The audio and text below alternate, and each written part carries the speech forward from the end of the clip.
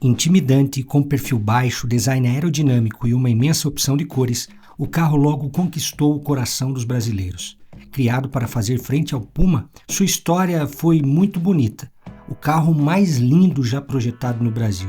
Quem diz isso não sou só eu, mas a revista alemã Hobby, por exemplo, elegeu como o Volkswagen mais bonito do mundo, e a Car and Driver chegou a pedir que o modelo fosse produzido em escala mundial. Um dos maiores marcos do SP2 é justamente por ele ter mostrado ao mundo que brasileiros sabem fazer carro quando lhe dão liberdade. Se hoje o Volkswagen Nivus foi projetado 100% pela Volks brasileira e hoje é exportado para o mundo, essa porteira foi aberta lá na década de 1970, quando mostramos ao mundo que sabíamos projetar. Hoje você vai conhecer o SP2.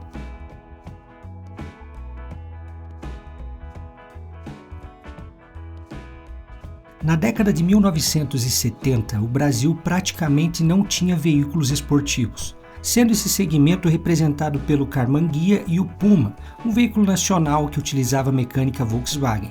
Na época, o governo militar tinha proibido a importação de veículos como uma maneira de incentivar as pessoas a comprar produtos nacionais e desenvolver a indústria nacional.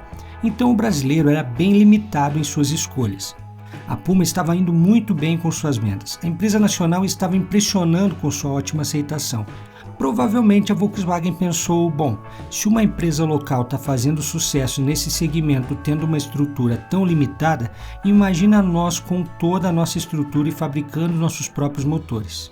Porém, eles só teriam liberdade para produzir esse carro graças ao Dr. Rudolf Leidig, um CEO que não era desses que só ficava engravatado. Ele colocava a mão na massa e não era incomum vê-lo ensinando funcionários a soldar ou fazendo trabalhos braçais no chão de fábrica.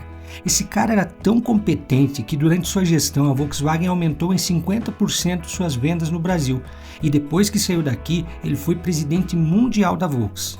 Leidig era engenheiro de projetos, ele inclusive foi um dos que projetou o Audi 100, que certamente serviu de inspiração para o Passat, já que são muito parecidos, apenas o Audi 100 tinha um porte maior, e é considerado um dos pais da transição da tração traseira para a dianteira e da refrigeração a ar para a água nos carros Volkswagen. Um dos que preparou o caminho do Golf, Passat e Sirocco. Segundo os documentos, ele era um chefe bastante rígido, porém funcionava. Embora fosse rígido na maneira de conduzir a empresa, ele era bom nos papos com os funcionários. Mas voltando, quando ainda lá na Alemanha lhe foi feita a proposta de vir presidir a Volks no Brasil, ele disse que viria somente se lhe dessem liberdade criativa, ou seja, que ele pudesse realmente desenvolver produtos locais. Como ele era um profissional muito competente, isso foi permitido. E somente por isso o Brasil teve alguns modelos de sucesso por aqui e que o SP2 foi possível, já que ele foi projetado e produzido no Brasil, mas admirado e cobiçado pelo mundo inteiro. Em 1969, Leidig decide criar um projeto novo, um carro esportivo de carroceria leve projetado aqui independente da matriz alemã. Seria denominado Projeto X. Várias equipes apresentaram suas ideias até que uma foi selecionada. O projeto era liderado por Wilhelm Schiemann. Há alguma controvérsia quanto ao nome desse engenheiro, mas não vamos nos apegar a isso.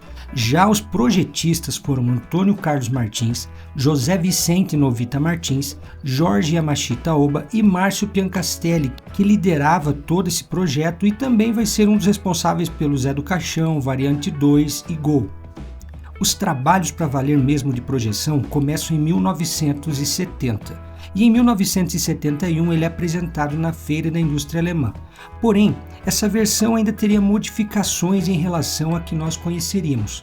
Pode notar que ainda não tinham as entradas de ar famosas e os escapamentos traseiros eram duplos, lembrando muito do Fusca. Finalmente, em junho de 1972, ele é oficialmente lançado no Brasil já com as devidas modificações e foi aclamado logo de cara. A origem do nome SP é meio controversa. Alguns dizem que é em homenagem a São Paulo, outros que quer dizer Sport Prototype e o brasileiro sempre bem-humorado apelidou SP de Sem Potência e você vai entender mais pra frente o porquê. A reação do público foi imediata. Não tinha como olhar para o carro e não ficar apaixonado. As linhas realmente davam um ar muito esportivo. Aliás, ele tinha um ar tão esportivo que acabou sendo um problema posteriormente, porque ao olhar para ele você fica esperando um desempenho de um supercarro e ele não iria entregar isso. É importante que você saiba que SP1 e SP2 foram lançados ao mesmo tempo, então não confundam em pensar que um seria uma evolução do outro, não tem nada disso. O que mudava é que o SP1 era mais simplificado e com um motor de 65 cavalos e, portanto, um pouco mais barato. E o SP2 era mais caro e completo, como veremos a seguir, além de ter um motor de 75 cavalos. A plataforma escolhida foi a da variante. Suspensões independentes nas 4 rodas através de barras de torção, motor e tração traseiros arrefecidos a ar, dupla carburação e um motor de 4 cilindros com 1.600 cilindradas e 65 cavalos no SP1 e 1.700 cilindradas e 75 cavalos no SP2, que nesse caso precisava utilizar gasolina premium. O SP1 foi tirado de linha um tempo depois, uma vez que ele vendia muito pouco, já que a diferença de preço era pequena. Portanto, eu vou falar muito mais aqui sobre o SP2 especificamente. O carro era lindo, com ar agressivo, perfil baixo, e houve um capricho muito grande por parte da Volkswagen no acabamento, ao nível mesmo de carros importados. O interior era um espetáculo para a época. O volante esportivo, acabamentos em couro preto, marrom ou caramelo, console central completo com amperímetro, relógio, temperatura do motor e marcador de combustível. Pela primeira vez, os controles de limpadores de para-brisa vinham na coluna de direção do lado direito, oposto ao pisca. Foi também uma das primeiras vezes em que um carro teve um console central que dividia motorista e passageiro, não tendo mais aquele vão central, o que ficou conhecido como individual cockpit. Tinha até mesmo uma luz de leitura e alça de apoio para o passageiro. Para satisfazer a todos os gostos, era disponibilizado em 44 cores, sendo 12 metálicas, com suas famosas faixas refletivas na lateral. Freios a disco na dianteira, para-choques em borracha, painel completo inclusive com contagiros e até ventilação forçada com ar quente como opcional. Mas olha só, freios a disco vinham no SP2, no SP1 ainda eram os freios a tambor. Sua carroceria tinha 4,21 metros de comprimento, 2,4 de entre-eixos, largura de 1,61 e altura de 1,15, baixo como diversos esportivos. Quanto ao peso, eram 890 quilos. O porta-malas dianteiro levava 140 litros e na traseira em cima do motor 205 litros. A Volkswagen teve o capricho de instalar cintos de segurança para que o proprietário pudesse prender a bagagem e não ficar solta ali em cima do motor. O carro era harmonioso, com janelas pequenas. Na parte dianteira o capô é grande, passa a impressão de que tem um motor realmente lá na frente. A traseira é onde o carro se torna mais lindo. As lanternas foram embutidas nos para-choques, a luz de ré acabou ficando a parte do conjunto e finalmente uma grade para esconder o cano de escapamento, ficando apenas uma ponta à mostra. Não havia puxador na tampa traseira, pois ela era acionada por uma alavanca que ficava ao lado do freio de mão no console central. Quanto ao desempenho, bom, agora que a coisa começa a ficar complicada. Equipado com um motor 1.7 de 75 cavalos e dupla carburação, o SP2 utilizava gasolina premium, mas levava 17 segundos para ir de 0 a 100. Seu principal concorrente, o Puma, era feito em fibra de vidro e plástico, que o tornava 200 kg mais leve, então mais fácil de atingir certas velocidades. Proprietários dizem que o desempenho do SP2 para a época não era necessariamente ruim.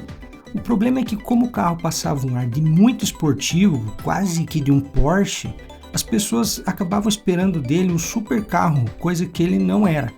Muitos reclamaram também que ele costumava sair de traseira com muita facilidade, tornando a pilotagem difícil, além do barulho interno do motor ser muito alto a ponto de incomodar e ter freios ineficientes. Seu preço era alto, até porque sua produção era quase artesanal e muito trabalhosa. Feita em parceria com a fábrica do Karmann Ghia, basicamente a estamparia e as soldas eram feitas na Karmann.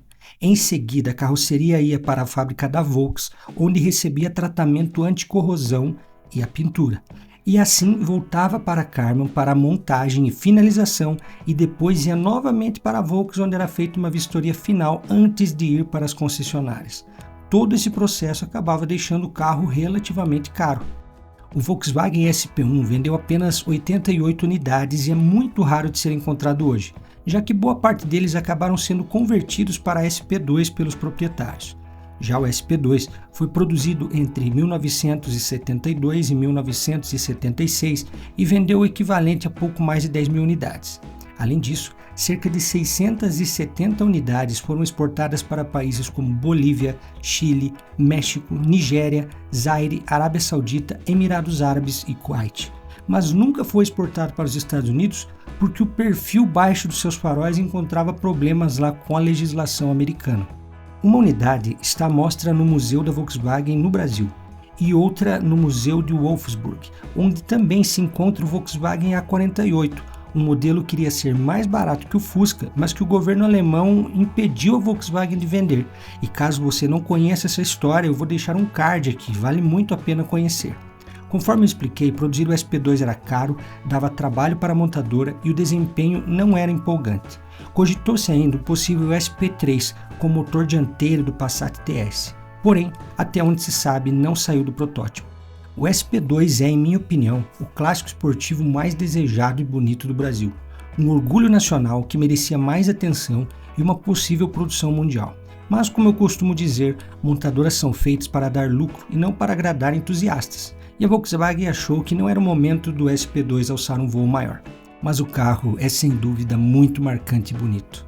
Se você, assim como eu, é um apaixonado por carros e motores, te peço apenas que deixe um like e inscreva-se no canal. Além de compartilhar com algum amigo, trarei muitas histórias automotivas que com certeza você vai gostar de conhecer. Um abraço, muito obrigado e até a próxima.